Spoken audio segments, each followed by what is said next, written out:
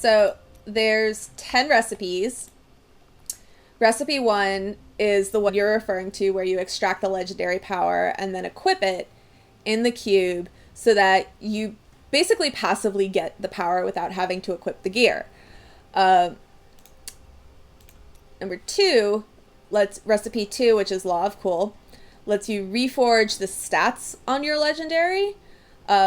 This can be useful towards end of season if you're really trying to optimize the gear you're going to come away with. Hope of Cain, upgrade rare item, recipe 3, is the one that I just used where I crafted a level 70 dagger and then I brought it to the cube and upgraded it to a legendary. This can also randomly upgrade to an ancient, but I have yet to actually pull that off, I'll be honest, and I've used this recipe a lot.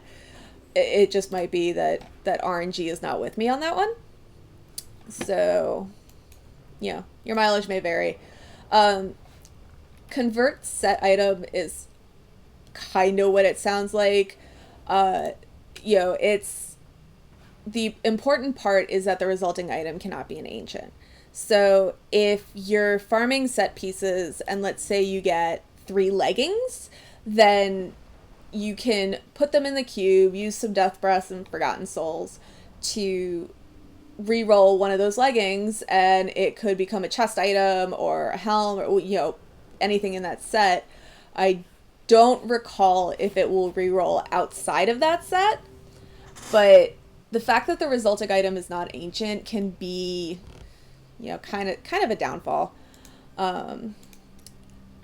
Remove level requirement I've never actually used because you burn a rank 25 Gem of Ease, and you could just as easily take, let's say, a level 70 weapon, equip the Gem of Ease in it, and then it's now playable at level 1, and if you level it higher it gives an XP buff. So there's probably a good use case for this, but I haven't personally tried it.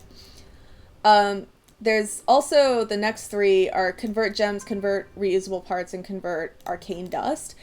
And if you're low on crafting materials, that could be useful, but given the cost, I think it's actually a bit faster and easier for you unless you've just got like thousands of reusable parts, for example. It's just faster to go farm, trash gear in a Nephilim Rift. But basically for the converts, convert arcane dust, convert veiled crystals, and convert reusable parts, you're taking an item at the type that you want. So let's say I have a yellow item and a ton of reusable parts. And I put the yellow item, the Death Breath, and the tons of reusable parts in, and I'll get, I think it's the same amount. I think it's 100 veiled crystals. So that's the truth for these 3. It just depends on what item you put in and what mat you want to trade away. Convert gems. I don't like the cost of this, honestly, but I always find that my caster runs out of topaz really early on in my 70s, or in 70, excuse me, and you can go buy the essence of the gem from the vendor. Is it Squirt? I think it's her. The vendor in Act 2 in the Hidden Camp, she has these 5 essences, and then you take them and 9 Imperial diamonds, let's say, and an essence of topaz, and then you get 9 Imperial topazes. Let's see.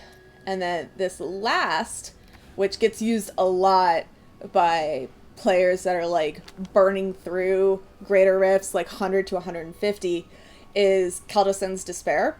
So this will take a gem of a particular rank based on what you want to upgrade. So let's say I want to upgrade a chest item, like is in the icon.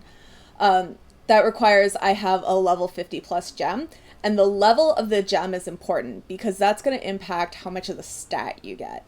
So I have an ancient item, and let's say a level 100, I don't know what kind of gem, but let's say a level 100 gem. It doesn't really matter the kind. It just matters that you can get it to a certain level because some, like a Boon of the Hoarder, cap off at a specific level. They have a cap. And then you take 3 of the Flawless Royal whatevers, and it effectively gives you an affix, increasing the stat. So, like, I think the maximum it can do is 250, let's say, intelligence. So it'll basically add a stat line on where it says Caldison's Despair and then 250 intelligence or what have you, based on what you've upgraded to.